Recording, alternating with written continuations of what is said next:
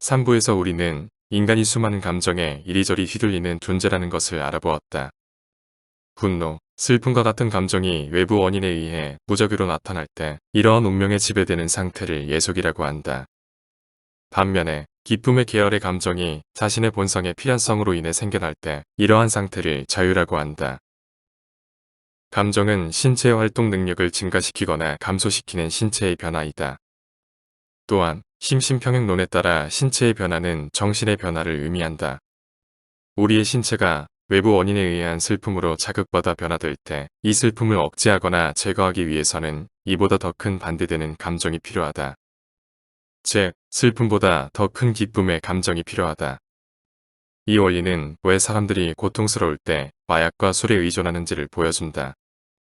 수동적 감정은 다른 수동적 감정으로만 억제되거나 제거될 수 있기 때문이다. 하지만 이런 견해는 우리의 일반적인 상식과 배치된다. 왜냐하면 인간은 이성적인 존재이고 이성적인 이해를 통해서 감정을 제어할 수 있다고 믿기 때문이다. 하지만 경험은 우리에게 이성으로 감정을 억제하기 어렵다는 것을 가르친다.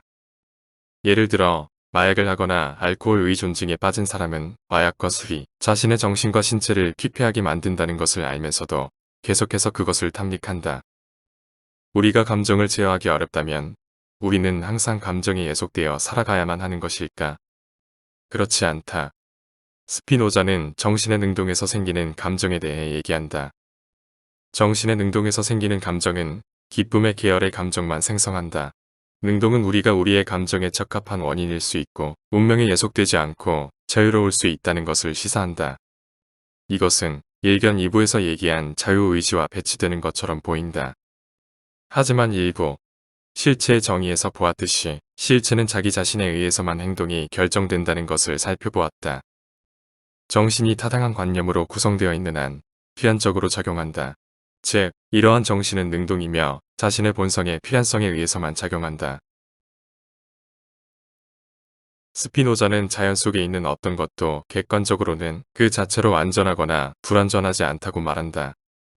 우리가 완전, 불완전이라고 상상하는 것은 인간이 자의적으로 만든 기준에 사물들을 비교하기 때문에 생기는 관념이다. 좋음과 나쁨 역시 사물들에게 속한 성질이 아닌 개인의 유익에 관련하여 형성되는 관념일 뿐이다. 하지만 스피노자는 이러한 좋음과 나쁨이라는 관념을 폐기하지 않고 자신의 이상적인 인간 모델의 관념을 제시하는데 사용한다. 2부에서 인간의 영상적 본질에 대해서 설명했듯이 인간이 자신의 존재를 보존하려는 노력이 인간의 본질이다. 따라서 코나투스적 노력은 인간에게 있어서 선이고 덕이며 자연의 질서와 일치하는 삶이다. 인간이 자신에게 유익한 덕을 인식하고 덕에 따라 사는 것이 인간 본성의 모델이다. 인간 본성의 모델은 수동적 감정에 이끌려 사는 인간을 모델로 하고 있지 않다. 왜냐하면 수동적 감정에 예속된 사람은 타인에 대한 증오와 질투로 인해 자기 자신을 보존하기보다는 파괴하는 데 열중하기 때문이다.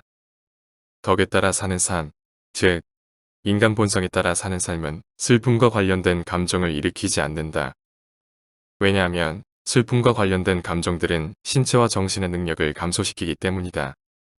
예를 들어 자신의 쾌락을 위해서 남편이 있는 유부녀와 바람을 피우는 것은 인간 본성을 따르는 삶인가? 이것은 인간의 본성에 따르는 삶이 아니다. 왜냐하면 와이프를 도둑 맞은 사람은 나에 대한 증오로 자극되어 변화되기 때문이다. 나를 향한 증오는 언제라도 나를 파괴할 수 있다. 이것은 인간 본성을 따르는 자신의 존재를 보존하려는 노력이 아니다. 오히려 스스로 파멸로 이끄는 행위이다. 그렇다면 돈과 명예를 추구하는 삶은 덕과 일치하는 삶인가? 그렇지 않다. 돈과 명예는 수동적 감정이 예속된 다수의 인간이 원하는 것이다. 따라서 돈과 명예는 그것을 추구하는 인간들을 질투와 시기로 자극하여 당신에 대해 경쟁심과 악한 감정을 품게 한다. 악한 감정은 신체 활동 역량의 감소이기 때문에 그들은 그것의 원인인 당신을 제거하려고 할 것이다. 따라서 이러한 삶은 덕과 일치하지 않는다.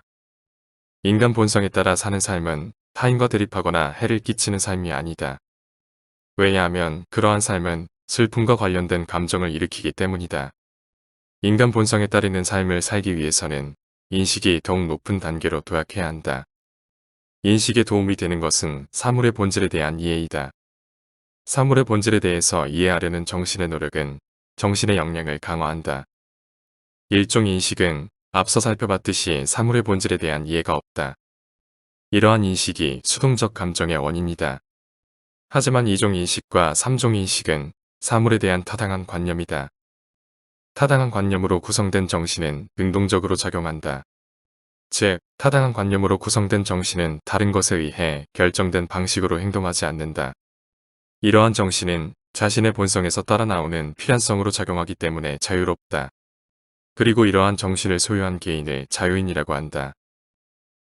인간 본성에 따르는 삶을 사는 자유인들은 서로의 본성이 일치한다. 본성이 일치하는 존재가 많을수록 그들 모두가 하나의 단일한 개체인 것처럼 그들의 역량도 무한히 증가한다. 하지만 본성상 일치하는 존재가 적을수록 그들 모두는 서로 대립하여 그들의 역량도 무한히 감소한다. 다음으로 왜 국가가 필요한지에 대해서 알아보자. 대부분의 인간은 외부 사물을 원인으로 발생하는 감정에 예속되어 있으며 선에 대한 인식도 욕망의 한계도 없다. 자연 상태에서는 개인에게 모든 것이 허용되기 때문에 수동적 감정에 예속된 개인은 타인의 것을 빼앗고 살해하고 대립할 것이다. 이러한 우연적인 운명과 불행을 막기 위해서는 개인의 감정을 충분히 억제할 수 있는 더 큰 공포라는 감정에 호소해야 한다. 왜냐하면 수동적 감정은 수동적 감정에 의해서만 억제되고 제어되기 때문이다. 따라서 공포의 주체는 폭력을 행사하려는 개인보다는 훨씬 큰 힘을 가져야 한다. 즉, 개인을 무한히 능가하는 국가 또는 공권력은 개인의 폭력성을 억제하고 제어하는 데 유용한 수단이다.